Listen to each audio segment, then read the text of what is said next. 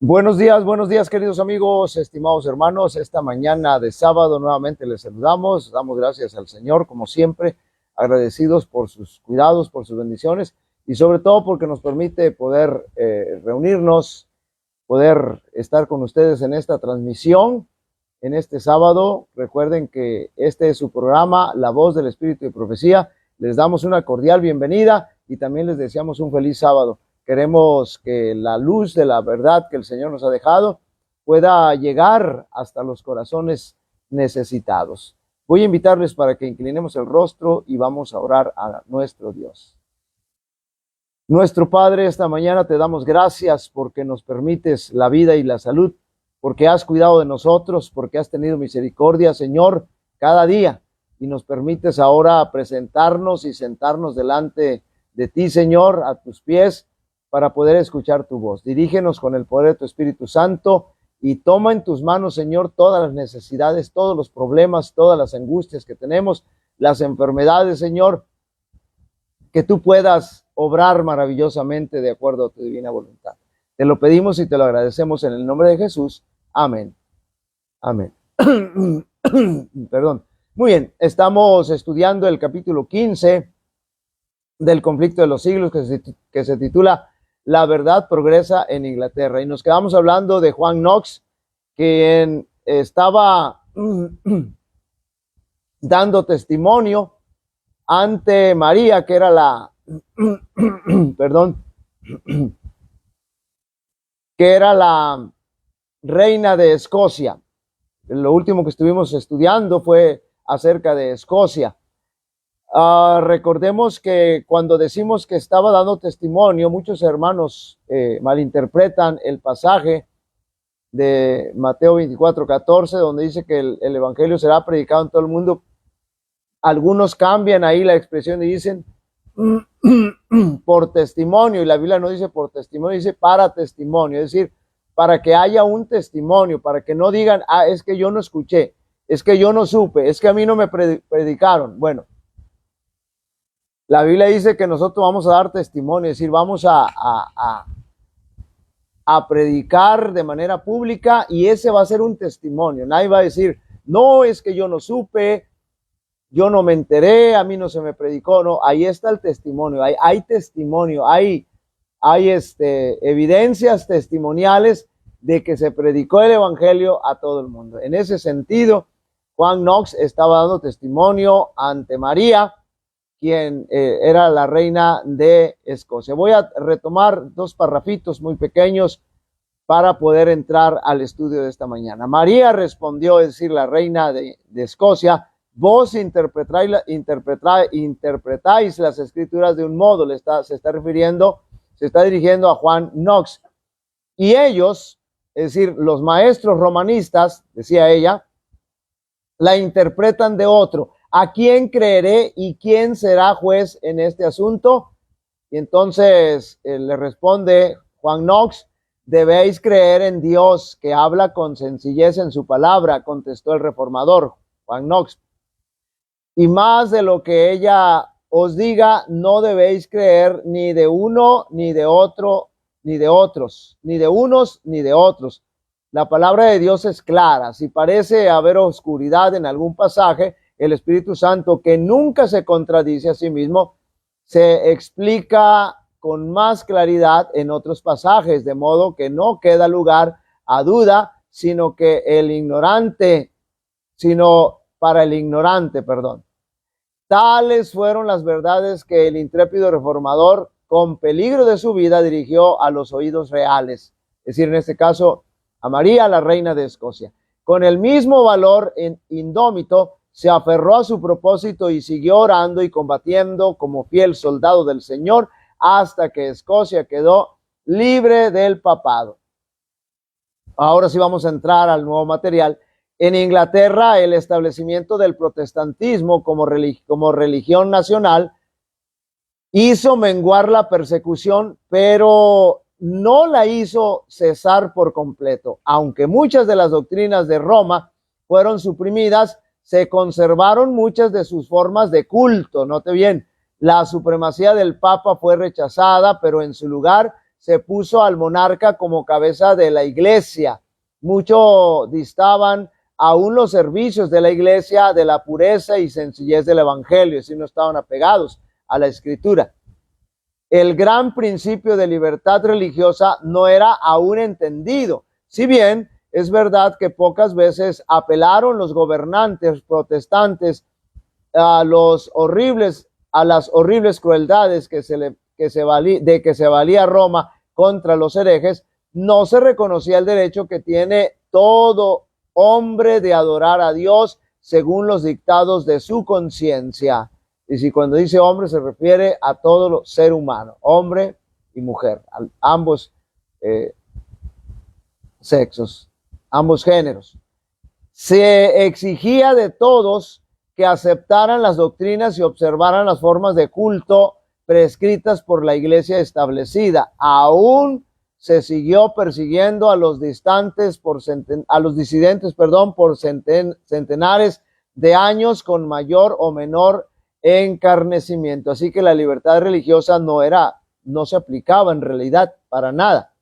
En el siglo XVII, millares de pastores fueron depuestos de sus cargos. Se le prohibió al pueblo, so pena de fuertes multas, prisión y destierro, que asistieran a cualesquiera reuniones religiosas que no fueran las sancionadas por la iglesia.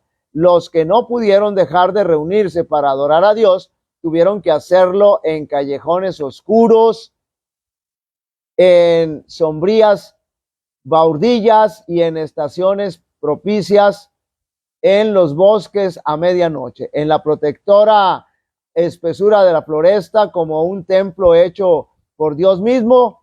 Aquellos esparcidos y perseguidos hijos del Señor se reunían para derramar sus almas en plegarias y alabanzas, pero a despecho de todas estas preocupaciones, muchos sufrieron por su fe. Las cárceles rebosaban, las familias eran divididas, muchos fueron desterrados a tierras extrañas. Sin embargo, Dios estaba con su pueblo y la persecución no podía acallar su testimonio. Muchos cruzaron el océano y se establecieron en Norteamérica. Lo que decíamos al principio, finalmente de Inglaterra van a llegar emigrantes a América. Entonces, repito, muchos cruzaron el océano y se establecieron en Norteamérica, donde echaron los cimientos de la libertad civil y religiosa que fueron baluarte de gloria de los Estados Unidos. Es decir, los Estados Unidos se va a fundar, sobre un fundamento de un principio de libertad. Cada quien puede adorar a Dios como su conciencia se lo dicte. No se puede imponer ninguna religión, no se puede imponer ninguna ideología religiosa. Cada quien decide de acuerdo a su voluntad, de acuerdo a su conciencia. Otra vez, como en los tiempos apostólicos, la persecución contribuyó al progreso del evangelio. En una asquerosa mazmorra atestada de reos y libertinos, John Bunyan, note bien, respiró el verdadero ambiente del cielo y escribió su maravillosa alegoría del viaje del peregrino de la ciudad de destrucción a la ciudad celestial. Por más de 200 años, aquella voz habló desde la cárcel de Bedford con poder penetrante a los corazones de los hombres. El peregrino y gracia abundante para el mayor de los pecadores han guiado a muchos en el sendero de la vida eterna. Pastor Flavel Alian y otros hombres de talento, de educación y de profunda experiencia cristiana se mantuvieron firmes defendiendo valientemente la fe que en otro tiempo fuera entregada a los santos. La obra que ellos hicieron y que fue proscrita y anatemizada por los reyes de este mundo es imperecedera. La fuente de la vida y el método de la gracia de Fabler enseñaron a millares el modo de confiar al Señor, la custodia de sus almas. El pastor reformado Baxter fue una verdadera bendición para muchos que deseaban un avivamiento de la obra de Dios y su descanso eterno de los santos. Cumplió su misión de llevar almas al descanso que queda para el pueblo de Dios. 100 años más tarde, en tiempos de tinieblas espirituales, aparecieron Whitefield y los Wesley como portadores de la luz de Dios. Bajo el régimen de la iglesia establecida, el pueblo de Inglaterra había llegado a un estado tal de decadencia que apenas podía distinguirse del paganismo. La religión natural era el estado favorito del clero y en él iba su fanatismo, en tanto que el pueblo bajo, vivía en la ignorancia y el vicio, y la iglesia no tenía valor ni fe para seguir sosteniendo la causa de la verdad ya decaída. Note bien qué tremenda situación. La gran doctrina de la justificación por la fe, tan claramente enseñada por Lutero, se había perdido casi totalmente de vista, que había una decadencia, un retroceso tremendo, y ocupaban su lugar los principios del romanismo, de confiar en las buenas obras para obtener la salvación.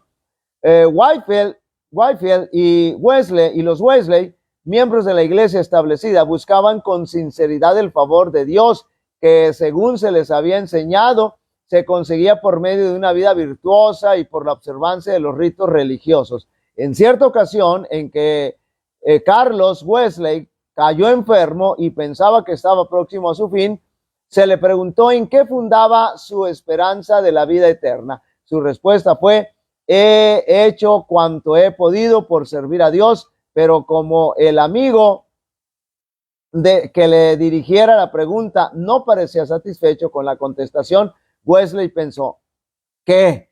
¿No son suficientes mis esfuerzos para fundar mi esperanza? Note bien cómo la justificación por las obras ahí estaba más que nada permeando la mente de Carlos Wesley. Me privaría de mi esfuerzo, no tengo otra cosa en que confiar. John Whitefield: no tengo otra cosa en que confiar. Tales eran las tinieblas, note bien, tales eran las tinieblas que habían, en las tinieblas que habían caído sobre la iglesia y ocultaban la explicación, despojaban a Cristo de su gloria y desviaban la mente de los hombres de su única esperanza de salvación, la sangre del Redentor crucificado, porque no tenemos ninguna esperanza fuera de Cristo Jesús. El único que puede obrar nuestra salvación ha sido Cristo Jesús, pero ahí la iglesia, el sistema papal, estaba desvirtuando totalmente el evangelio y entonces inducía a las personas a confiar en sus propias obras. Justificación por obras y no justificación por fe. Wesley y sus compañeros fueron inducidos a reconocer que la religión verdadera tiene su asiento en el corazón y que la ley de Dios abarca los pensamientos, lo mismo que las palabras y las obras. Convencidos de la necesidad de tener santidad en el corazón, así como de conducirse correctamente, decidieron seriamente iniciar una nueva vida por medio de esfuerzos diligentes acompañados de fervientes oraciones. Se empeñaban en vencer las malas inclinaciones del corazón natural. Llevaban una vida de abnegación, es decir, estaban dispuestos a sacrificarse, de amor y humillación, y observaban rigurosamente todo aquello que a su parecer podría ayudarles a alcanzar lo que más deseaban, una santidad que pudiera asegurarles, note bien, el favor de Dios. Pero estaban luchando solos, estaban luchando con sus propias fuerzas, con sus propias, confiando en sus propias obras, pero no lograban lo que buscaban. Vanos eran sus esfuerzos para librarse de la condenación del pecado y para quebrantar su poder. Era la misma lucha que había tenido que sostener Lutero en su celda del convento en Erfurt. ¿Se acuerdan? Eso ya lo estudiamos, ya quedó bien claro. La misma situación, no se sentía, por más que hacía Lutero, por más que obraba, no se sentía no sentía esa paz, ese perdón. Era la misma pregunta que le había atormentado el alma. ¿Cómo puede el hombre ser justo ante Dios? Y por más que hacía, no se sentía justificado delante del Señor. El fuego de la verdad divina, que se había extinguido casi por completo en los altares del protestantismo, iba a prender de nuevo al contacto de la antorcha antigua que a través de los siglos había quedado firme en manos de los cristianos de Bohemia. Después de la Reforma, el protestantismo había sido pisoteado en Bohemia por las hordas de Roma. Eso también ya lo estudiamos y fue tremendo. Los que no quisieron renunciar a la verdad tuvieron que huir. Algunos de ellos que se refugiaron en Sajonia guardaron allí la antigua fe, y de los descendientes de estos cristianos provino la luz que iluminó a Wesley, note bien, y a sus compañeros. A ellos sí, ahora sí les había llegado realmente la verdad, el evangelio puro. Después de haber sido ordenados para el ministerio, Juan y Carlos Wesley fueron enviados como misioneros a América. Iba también a bordo del grupo iba también a bordo un grupo de moravos. Durante el viaje se desencadenaron violentas tempestades y Juan Wesley, viéndose frente a la muerte, no se sintió seguro de estar en paz con Dios. Los alemanes, por el contrario, manifestaban una calma y una confianza que él no conocía, porque ellos sí tenían, los de Bohemia, sí tenían el evangelio bien claro, el verdadero evangelio. Ellos dependían no de la justificación por las obras, sino de la justificación por la fe. Ya mucho antes, dice él, había notado yo el carácter serio de aquella gente, de su humildad.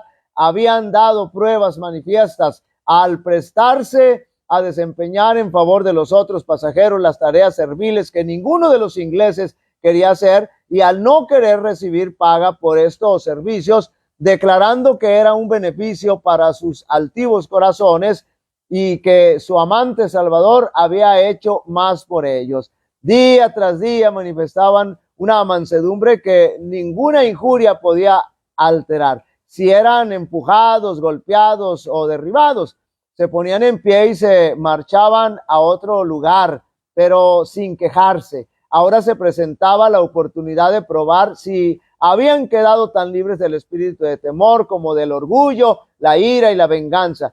Cuando iban a la mitad del salmo que estaban entonando al comenzar su culto, el mar embravecido desgarró la vela mayor, anegó la embarcación y penetró de tal modo por las cubiertas que parecía que las tremendas profundidades nos habían tragado ya. Los ingleses se pusieron a gritar desaforadamente.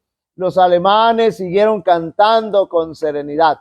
Más tarde pregunté a uno de ellos, ¿no tuvisteis miedo?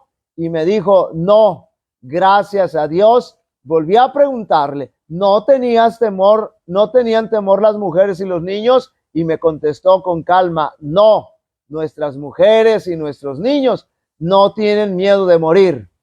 Al arribar a Savannah, vivió Wesley algún tiempo con los moravos y quedó muy impresionado por su comportamiento cristiano, refiriéndose a uno de sus servicios religiosos que contrastaba notablemente con el formalismo sin vida de la iglesia anglicana. Dijo, la gran sencillez y solemnidad del acto entero casi me hicieron olvidar los 17 siglos transcurridos y me parecía estar en una de las asambleas donde no había fórmulas ni jerarquía, sino donde presidía Pablo el tejedor de tiendas o Pedro el pescador, y donde se manifestaba el poder del Espíritu. Es decir, la iglesia pura, dirigidos por el Espíritu Santo, adorando y llevando a cabo viviendo, mejor dicho, el verdadero evangelio. Al regresar a Inglaterra, Wesley, bajo la dirección de un predicador moravo, llegó a una comprensión más clara de la fe bíblica. Llegó al convencimiento de que debía renunciar por completo a depender de sus propias obras, note bien, ya estaba entendiendo, para la salvación y confiar plenamente en el Cordero de Dios que quita el pecado del mundo. En una reunión de la Sociedad Morava en Londres se leyó una declaración de Lutero que describía el cambio que obra el Espíritu de Dios en el corazón del creyente. Al escucharlo, Wesley se encendió la fe de su alma, note bien, sentí, dice, calentarse mi corazón de un modo extraño, sentí entrar en mí la confianza en Cristo y en Cristo solo para mi salvación, y fueme dada plena seguridad de que había quitado mis pecados, sí, los míos, y de que me había librado de mí, de la ley, y que me había librado a mí de la ley del pecado y de la muerte. Durante largos años de arduo y enojoso trabajo, de rigurosa abnegación, de censuras, de humillación, Wesley se había sostenido firme en su propósito de buscar a Dios. Al fin le encontró y comprobó que la gracia que se había empeñado en ganar por medio de oraciones y ayunos, de limosnas, de sacrificios, era un don sin dinero y sin precio. Por eso la gracia es un regalo que no merecemos, un regalo inmerecido que no merecemos, pero que el Señor nos lo quiere dar. Y hasta entonces él entendió que no era por sus obras, sino manteniendo la fe en Cristo Jesús, poniendo la fe en Cristo Jesús. Una vez afirmado en la fe de Cristo, ardió su alma en deseo de esparcir por todas partes el conocimiento glorioso del evangelio de la libre gracia. Consideró el mundo entero como mi parroquia, decía él, y donde quiera que esté, encuentro oportuno, justo y de mi deber declarar a todos los que quieran oírlas las alegres nuevas de salvación. Siguió llevando una vida de abnegación y rigor, ya no como base, note bien, sino como resultado de su fe. Es diferente. Es decir, nosotros debemos hacer obras, nuestra vida tiene que estar llena de obras buenas, pero no para salvarnos, sino como resultado de nuestra salvación, de nuestra fe verdadera. Recuerden que la fe verdadera es la que obra. Por eso Santiago dice, a ver, muéstrame tus obras por tu fe. Es decir, nosotros podemos demostrar que tenemos la fe verdadera a través de nuestras obras. Si tenemos las obras buenas, las obras que el Señor nos pide en su palabra, entonces tenemos la fe verdadera. Pero no estamos obrando para salvarnos, sino como producto ya de nuestra salvación que hemos aceptado por la fe. Entonces, repito, siguió llevando una vida de abnegación, es decir, dispuesto a sacrificarse, y rigor, ya no como base, sino como resultado de la fe, no como raíz, sino como fruto de la santidad. La gracia de Dios en Cristo es el fundamento de la esperanza cristiana, y dicha gracia debe manifestarse en la obediencia. Note bien, mucha gente, muchos cristianos y muchos en la iglesia, y yo le he repetido y le he enseñado muchas veces, están preocupados y ocupados en obedecer, están tan asiduos en obedecer, pero no debemos preocuparnos nosotros. Es decir, nuestra preocupación no es la obediencia, no debiera ser la obediencia. Note bien, ahorita van a ver por lo que estoy diciendo, no estoy diciendo una herejía, porque oramos, Señor, ayúdame a ser obediente, ayúdame a obedecer tus mandamientos, pero no es eso. Nuestra oración tiene que ser, Señor, dame fe, porque escuchen bien, el resultado de la fe verdadera, cuando nosotros tenemos la fe verdadera, el resultado, el producto de la fe verdadera es la obediencia. Así que si nosotros queremos obedecer, tenemos que pedirle fe al Señor, y cuando nosotros tenemos la fe verdadera, entonces nosotros vamos a obedecer, porque el producto, el resultado de la fe es la obediencia. Wesley consagró su vida a predicar las grandes verdades que había recibido: la justificación por medio de la fe en la sangre expiatoria de Cristo y el poder regenerador del Espíritu Santo en el corazón que lleva el fruto en una vida conforme al ejemplo de Cristo. Note bien, aquí está sin mencionarlo, pero yo se lo voy a traducir sin mencionarlo. Aquí está hablando de la justificación por la fe y la obra del Espíritu Santo, la obra regeneradora, dice el Espíritu Santo. Aquí está el proceso en el que el doble proceso en el que nosotros entramos cuando aceptamos a Jesús como nuestro Salvador personal. Escuche bien, el Señor a nosotros, el Señor Jesucristo, cuando somos bautizados, nos justifica.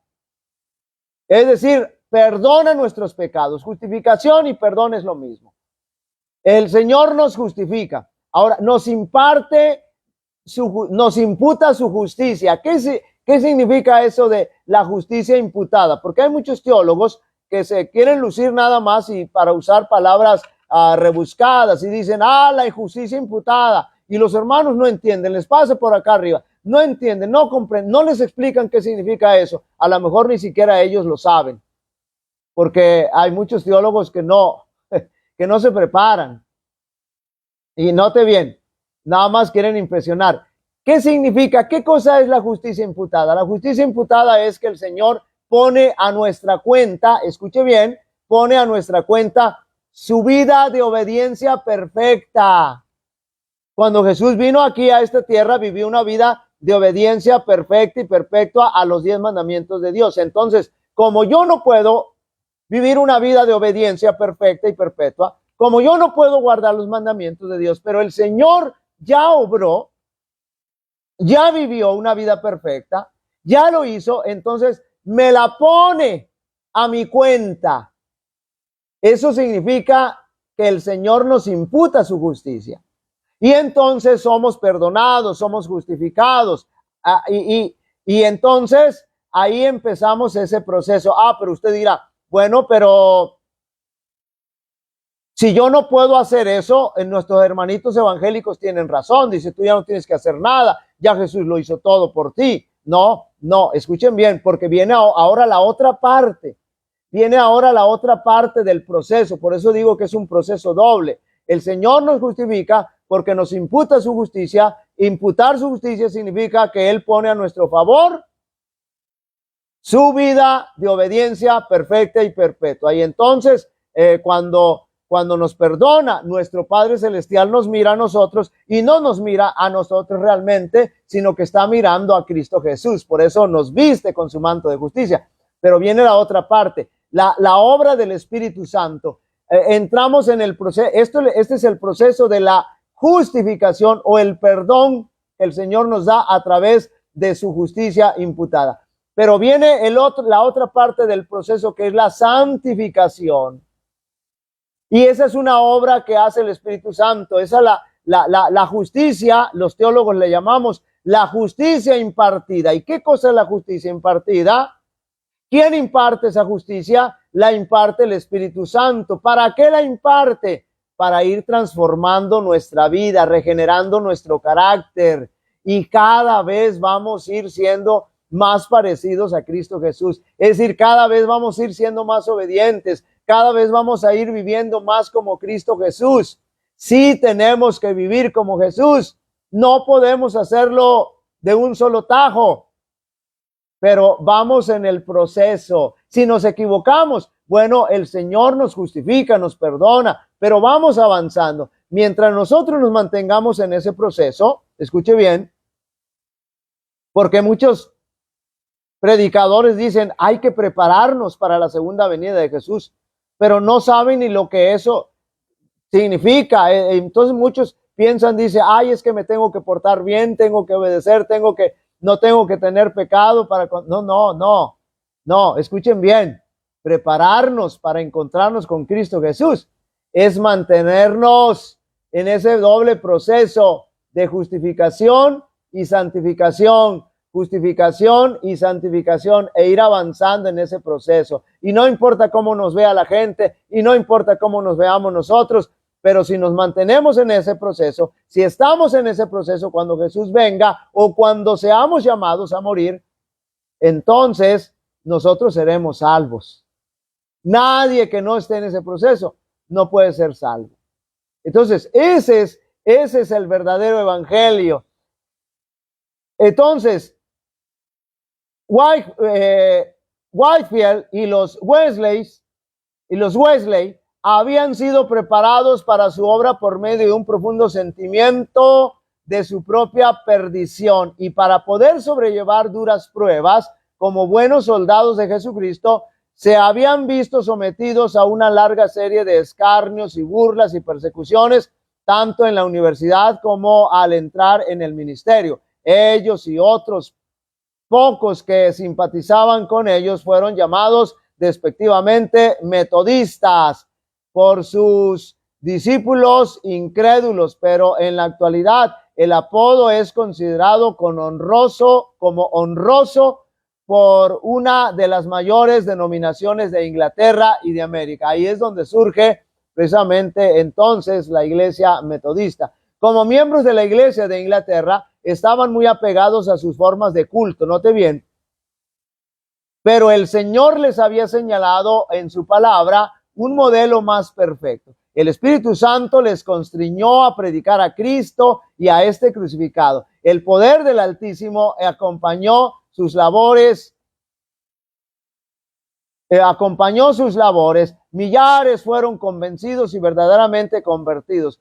Había que proteger de los lobos rapaces a estas ovejas. Wesley no había pensado en formar una nueva denominación, pero organizó a los convertidos en los que se llamó en aquel entonces la Unión Metodista. Misteriosa y ruda fue la oposición que estos predicadores encontraron por parte de la iglesia establecida, y sin embargo Dios en su sabiduría ordenó las cosas de modo que la reforma se inició dentro de la misma iglesia, y eso tiene que ocurrir.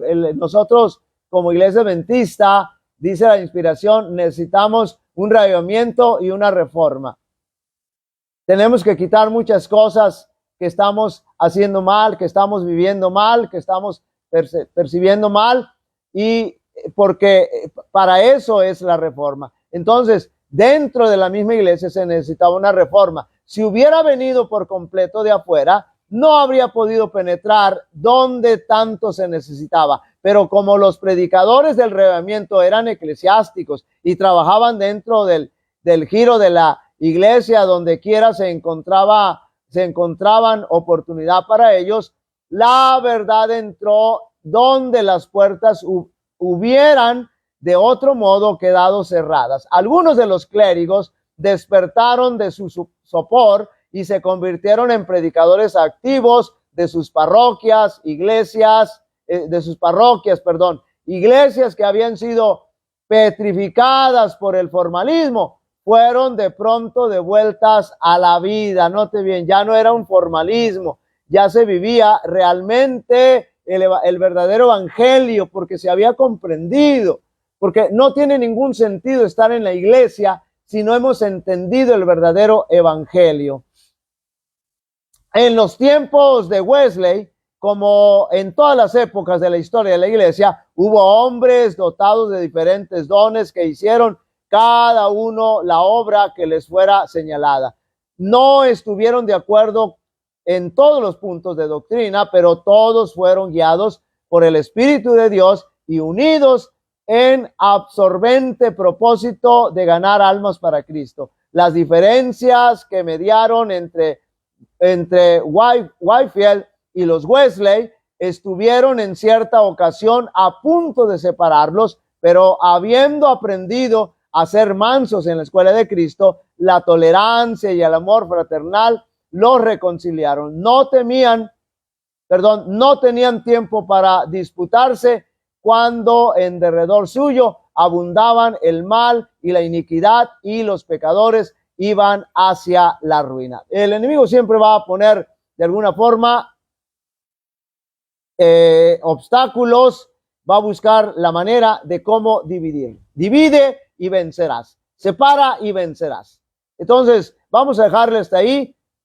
Y el próximo sábado, si el Señor nos presta vida y salud, vamos a continuar, pero es importante que notemos lo que estaba pasando en Inglaterra, porque finalmente vamos a llegar entonces a ver cómo la reforma protestante va a triunfar. Y desafortunadamente también vamos a ver cómo la reforma protestante va a fracasar, donde solamente la iglesia adventista en estos momentos realmente se presenta como el único protestante, como la única iglesia protestante. Pero bueno, eso lo vamos a ir viendo a medida que el tiempo va avanzando y que vamos recorriendo en el estudio.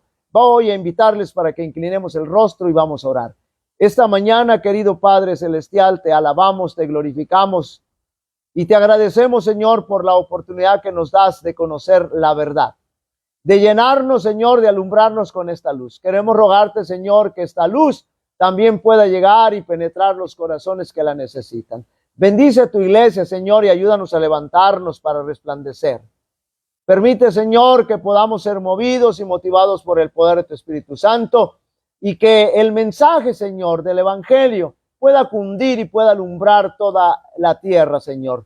Acompáñanos durante este día. Ponemos en tus manos todas nuestras necesidades y de acuerdo a tu divina voluntad, Señor, te rogamos que tú puedas responder como siempre. Te lo agradecemos todo en el nombre de Jesús. Amén. Amén. Muy bien, queridos amigos, hermanos, el próximo sábado, si el Señor nos presta vida y salud, aquí continuaremos. Que Dios les bendiga y que disfruten de este sábado.